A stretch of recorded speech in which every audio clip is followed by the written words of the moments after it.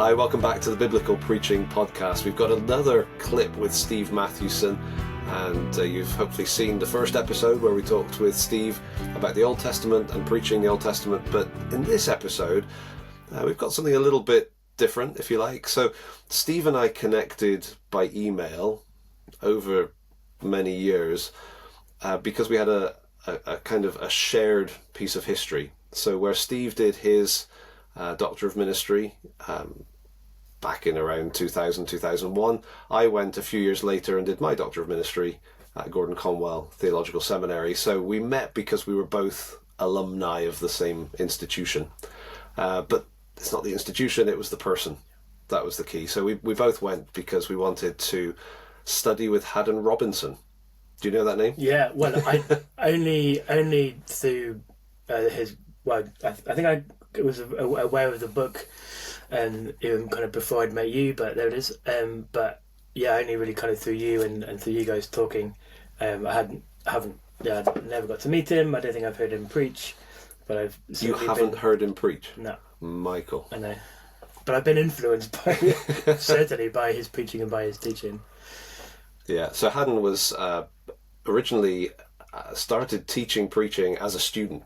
So he was at Dallas Theological Seminary, and Dallas was a very strong Bible institution. And as a student, he was such a standout preacher that other students were saying, "Can you teach us?" Wow. So he ended up teaching at Dallas.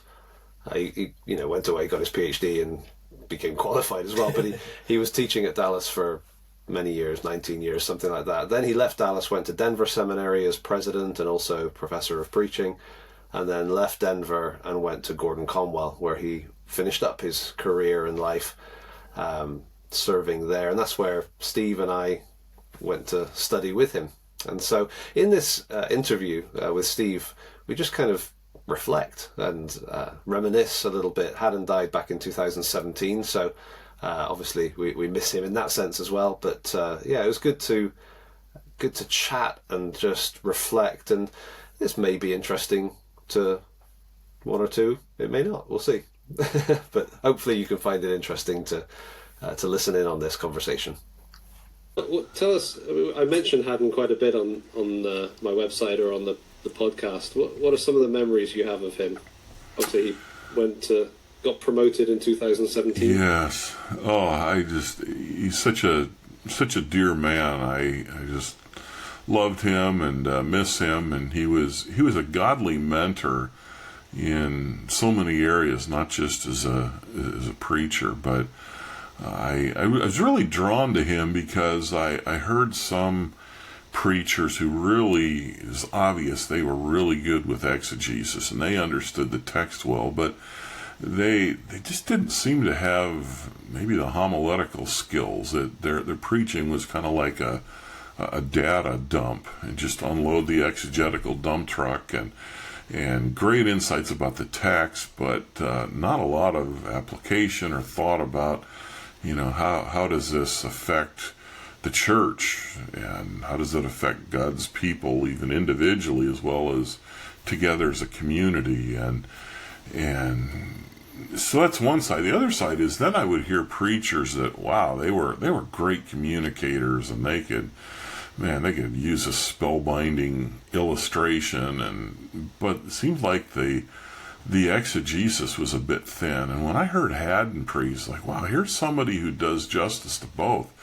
I don't know that I used this language then, but I would say now I realized he was exegeting the culture as well as the text, and brought those together. That's how I want to preach. And so it was a privilege to study under him. Yeah, I remember though the first, that first week in class, I was really intimidated, and I remember, we had to do these presentations, and we had to present how we were going to preach. And I realized this might be a bit of a challenge. My friend got up, and in fact, I tell this story in the Art of Preaching Old Testament Narrative. He got up to present his outline on 1 Samuel 17, David and Goliath story, and it was something like Saul cowers, with God's people, David conquers for God's people, this nicely packaged thing. And he got to the end and had to go, sounds like something out of Simple Sermons for Sunday evening. I wouldn't recommend you use that. And there was another prof there, Dwayne Litfin, who was teaching with him. He goes, what Haddon means is he hopes you'll never use that outline. Well, I got my turn like a day later, and I remember, as I started to present, Haddon goes, that's not going to work. Try it again. And I'm not the best at thinking on my feet. I like to have things prepared, and I'm trying to go, no, that's going to work either. And, after about 4 rounds of that, I was done, and I just thought, what am I doing here? And I'll never forget it. Then during a break, I getting coffee or something, he walked up and he goes, I'm so glad to have you in the program. And I thought, wait a minute, I'm the guy that just did that outline that you tore apart. And then Dwayne Litfin walked by and he said, Haddon was really pushing you, but he does that when he cares about you because he just wants you to be the best you can. And I think that really epitomized him. I mean, he just wasn't mean-spirited, but he didn't suffer fools gladly. And I remember a time where there was a guy preaching. We each had to preach in class, as you might remember, and this guy was kind of formal, and he used what Haddon called word whiskers. So instead of saying God, it was God. And he's preaching along ahead and goes, stop, stop, stop, stop. This guy kind of stunned. He stops. Haddon said, when you go through the drive-thru at McDonald's, do you order a hamburger and fries in that voice? The guy goes, no. He goes, well, then just try talking normal. All right, continue. And I think at that point I would have been too flustered. But the guy continued, and he preached in a normal voice, and it went a lot better. But it was always interesting with Haddon. He was so caring, so gracious, and yet he would hold your feet to the fire. He had a strength about him, didn't he? He had that sort of when you hear his testimony and you kind of hear about where he grew up in New York, and you kind of think, okay, this guy doesn't suffer fools gladly. He's got a hard edge somewhere in there. And yet, so kind and gracious. Oh, yeah, so much so. I remember I don't know which campus you were on, but our group met in January in the winter, and Boston would have been a kind of a crummy place during the winter. So we met on the Charlotte campus, Charlotte, North Carolina, and right next to the hotel where we all stayed, there was a yogurt shop, and we went in there, and somehow the woman who was waiting, we got talking to Haddon Robinson. She said she listened to, Haddon Robinson, that's an interesting name. That's the name of the guy that I listened to on radio Bible class.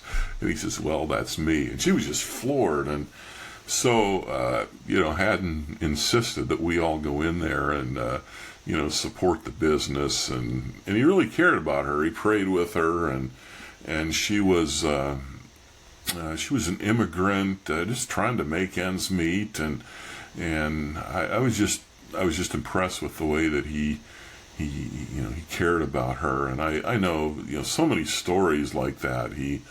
I know that when he was at Gordon Conwell as interim president, my brother was teaching a Greek course there, and he was kind of in the faculty lounge one day, and Haddon had walked in, and he saw Haddon walk over to somebody, and he says, hey, I just want to make sure you're doing all right.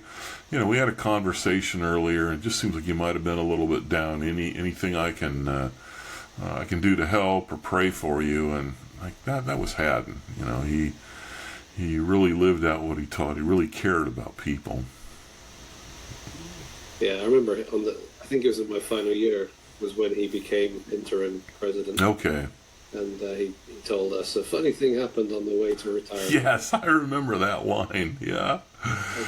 And, I was pleased because I was thinking, the previous president's gone. Who's going to sign my degree? Not that anybody, my mother, is ever going to look at it. But I thought, right, if Haddon's president, I want to get get graduated quick, get his signature on it. Yes, well, that's exactly right. And I remember that, him saying something like that. So the first group that finished that program wanted to continue meeting with him, and so he did this thing every year. It was here in the U.S. right after Mother's Day, where because that's when semesters were typically done, and it worked. He'd bring in a Bible scholar, and then he'd lead the preaching discussions, and so we did this every year. We met about an hour, maybe an hour and a half north of O'Hare in Wisconsin, a place called Lake Geneva, and we met at a conference center. And I remember that year he came and said the same thing. He says, "Well, funny thing happened on the way to retirement. Now I'm interim president at Gordon Conwell." And yeah, he was remarkable that way. I heard about that group, but I never managed to find my way into it. But I can imagine that was pretty special. Yeah, that really was. It was hard when he wasn't able to do that anymore. By the way, we've kept that group going. A guy named Chris Dolson, who was in the very first class, and I guess the mantle fell to us to continue that. So we still meet in Lake Geneva every year, and Chris Dolson and I lead the preaching discussions. We do the poor imitation of Haddon, but we still bring in a biblical scholar, and it's the format that he taught us and we use, and it's great. It's my friend Chris actually started a ministry, an organization to be able to continue this. It's called Didasco Seminars. So the Greek word for teach, Didasco. DidascoSeminars.org, I believe, is the website. But if anybody just Googles Didasco Seminars, you can find that. And now Chris has expanded that, and he's doing more, at least around the United States, and kind of that format, bring in a Bible scholar for 3 or 4 days and work through a particular block of text, and then talk about it. So how are we going to preach this? And what's the big idea? What's the what's the vision of God? What's the depravity factor in this text? What's the purpose for this sermon? Just kind of all the things that Haddon taught us to think about. And that's actually something I'd want to say too. What I really appreciated about his methodology is it's not just a cookie cutter process that you go through. It's really a way of thinking, and it works for any literary genre, because it's not so much some kind of a machine that you put in the data and it spits out a sermon. It's a way of thinking about how to preach, and then you adapt it to the kind of literature that you're in, whether it's narrative or apocalyptic or letter like Romans or wisdom. Yeah. I've heard, two questions. Let me ask you one more about Haddon. Yeah. When he preached, you said, he's got this sort of exegetical rigor combined with a real quality of communication. What were some of the specific things that you appreciated? Because it's kind of hard now. People search on Haddon Robinson. It's hard to find his sermons. Mm-hmm. So what were some of the kind of highlight skills? I'll give you one. I remember his conclusions. He would have that final sentence, and he would land perfectly on it every time. Yeah. And you just think, wow, that's impressive. But what are some of the things that stood out to you? One thing that stood out was his transitions, and maybe it's because he pointed that out. In fact, one time, somebody in our class said to him, "What's the hardest part of preaching for you?" And he didn't have to stop and think. He just instantly said transitions.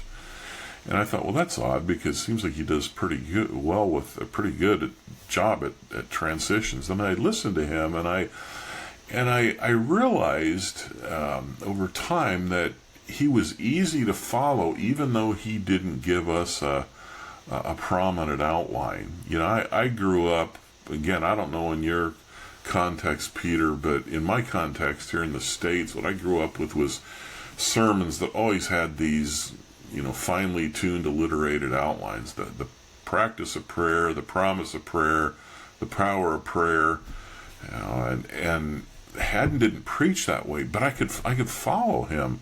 It wasn't like he was just meandering all over the place. And I realized he's working through the text, he had a way of, I think, using transitions so that I could see, where we were headed. I think the other thing that really stood out to me was this is somebody who preaches inductively as much as he can, and I think he would argue that, you let the biblical text kind of dictate your sermon shape, and if it's inductive, you preach inductively. In other words, the idea appears at the end. Of course, that's how stories work. Stories don't work.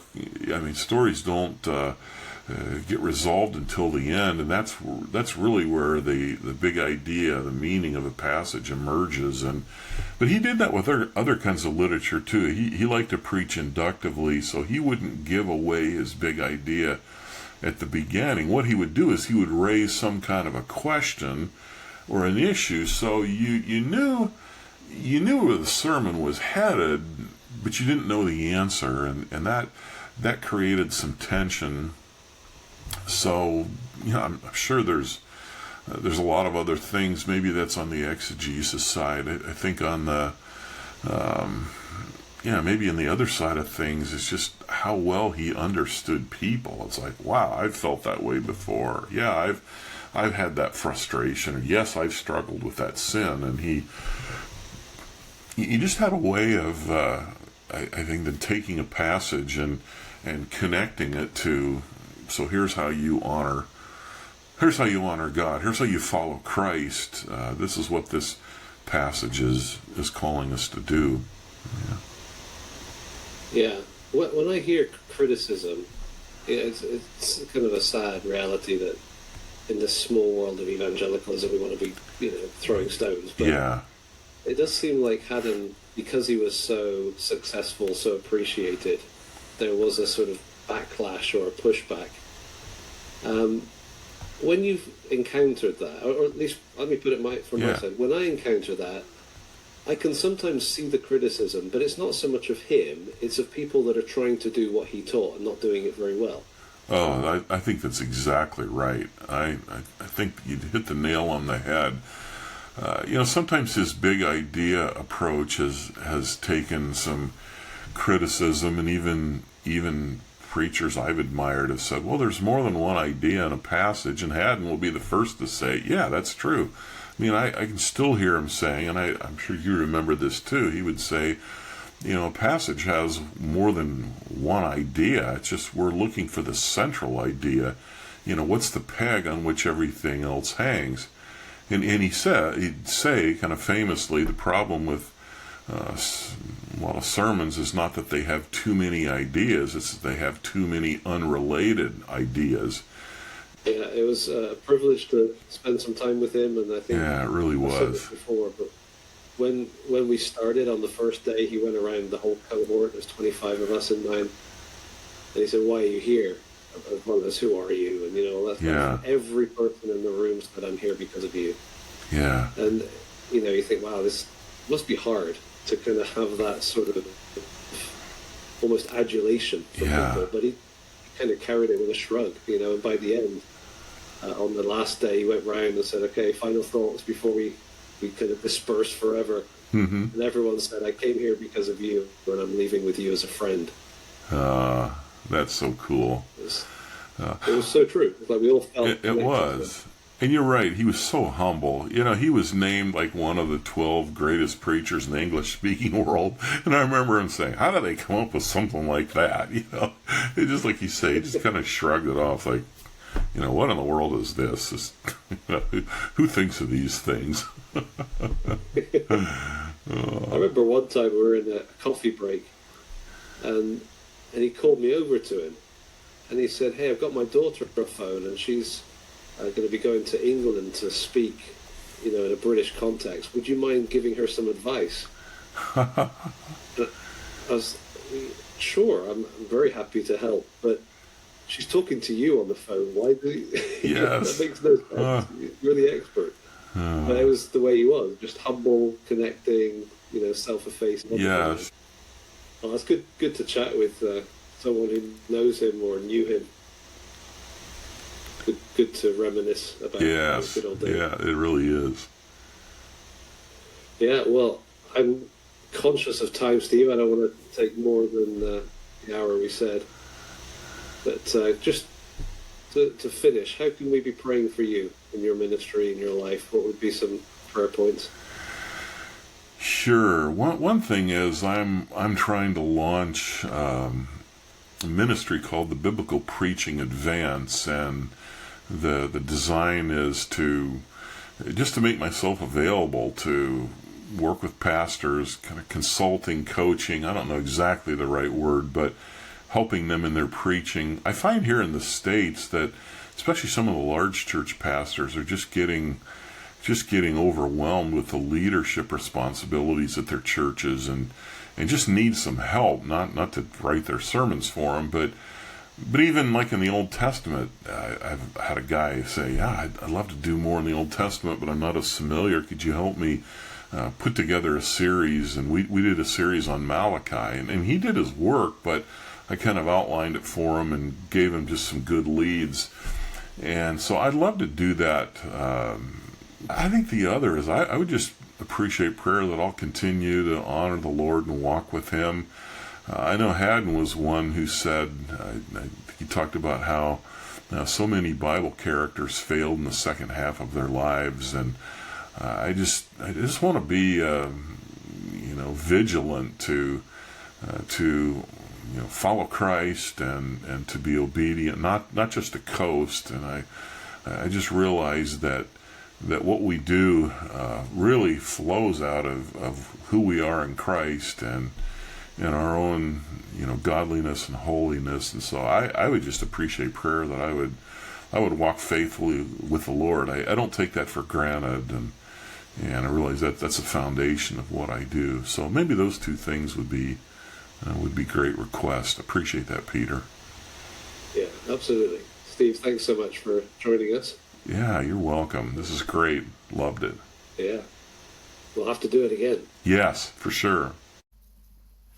So that was the final part of your interview with Steve Matthewson, and it was really fascinating. Just sort of, it felt a bit like I was eavesdropping a little bit on a conversation between you two as you were kind of reflecting and reminiscing about Haddon and his impact in your lives and your ministry. And it was incredible that the Christianity Today sort of top 10 or whatever it was, or influential preachers. Most influential preachers in the English-speaking world, I think it was. Yeah. Bizarre. And how you measure that. But anyway, he was in that top 10, and that's obviously, that speaks to the impact and the influence that he had and still has. But even more than that, just his reaction to that was just like, okay. Yeah, he was not quite dismissive of that. Like, yeah. How could you possibly know? Yeah. Which is, I know, again, that speaks health, and sort of it's quite an attractive kind of thing for being people like that. So you talk about Haddon a lot, kind of as we're going about life and thinking about kind of preaching and ministry, but you don't talk a lot about his actual preaching. So how is that? It's because it's so good. Okay. It's intimidatingly good. No, I do enjoy listening to Haddon. I think he died a little bit too soon, in the sense that his era was a lot of cassette tapes. Okay. And so I'd love to find more Haddon. When I try to find Haddon on YouTube or just searching online, you can find them. I mean, I've found Haddon preaching in chapel services at Gordon Conwell and that sort of thing, in archives.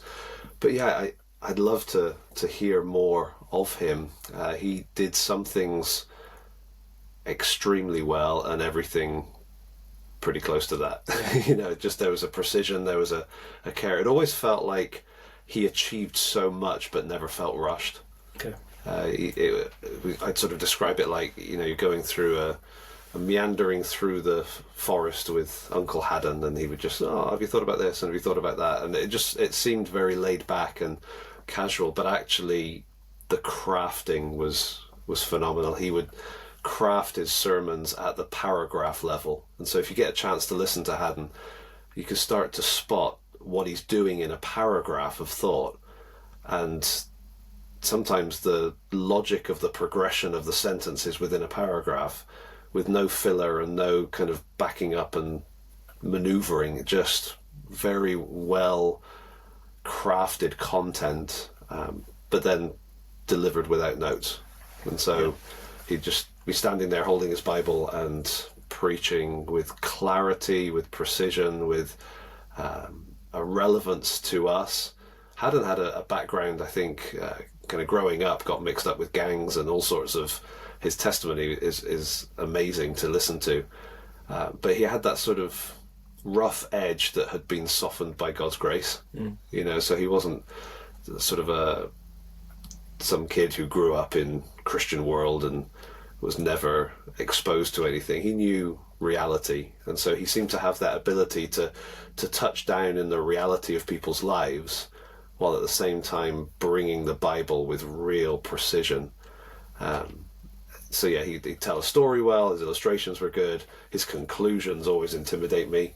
You know, he'd have a final sentence or a final two sentences, and he would just bring the plane down and land it every time. And I always think, oh, I wish I could do that. I find myself circling, trying to find the way to stop a sermon, whereas Haddon really could land a sermon, and he'd seem to always land a sermon with real consistency. He would say it's better to finish two sentences too soon than two sentences after people wish you'd stopped. You know, there's that sort of, it's that fine margin, but he seemed to get it.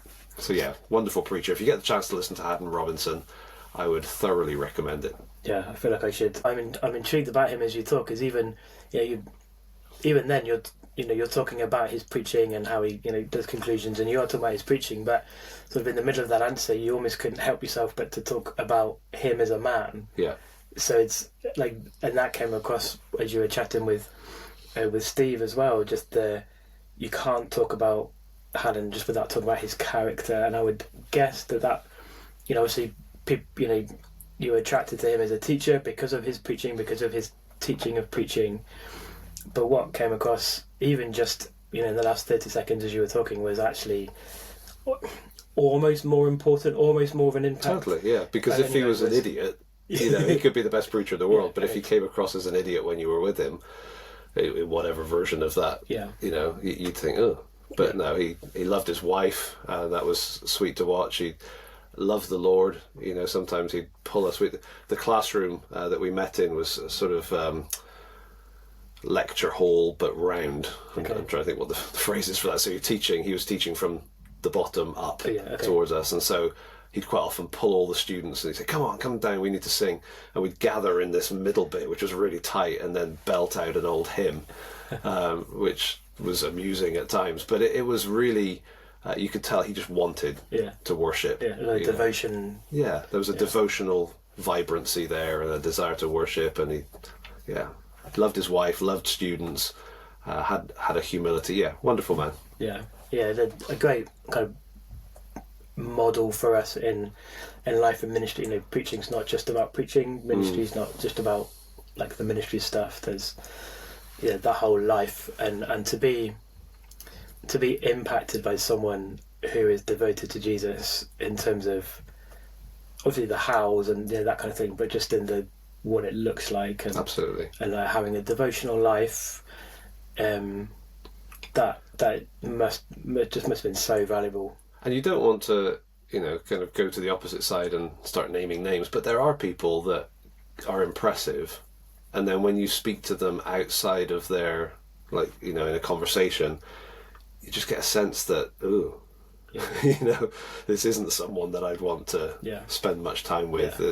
There's just a sort of arrogance or a harshness or unapproachability or whatever. Whereas with Haddon, we went because we were so impressed, and we came away with him as a friend, just feeling that connection with him and the love from him. So it's a great example, and none of us are probably going to be as impressive as he was in terms of our preaching ministry, but we all have spheres in which people may look to us. May they see in us what I saw in Haddon. That's kind of what you're saying, isn't it? It's just have the reality, have the love for Jesus and love for people. It's so powerful. Kind of, it's an obvious verse in a sense, but 1 Corinthians 11, where Paul says, "Be imitators of me as I am of Christ." We read that and go, "Ooh, a bit arrogant." But I can kind of imagine that coming from a Haddon type person. I'm just imitating Christ. I'm loving Christ. I'm living for Christ. And so as I'm passing that on to others, by all means imitate me. Yeah. Yeah, and the living for Christ and that other thing, for Haddon, it potentially would have been easy in that sense to live for the top 10 most influential English speaking preachers in the world. Like that's not going to be a challenge for me, but I can still live to be the top 10 something in my sphere, rather than living for Jesus. And so that kind of like what Paul says, that imitate me, and as I imitate and follow and love and are devoted to Christ, like that, for him that was the thing. And and for Haddon it was, and that's his impact. And maybe for us too, we need to think more on on devotion to Christ and not devotion to my name or whatever. Your life preaches.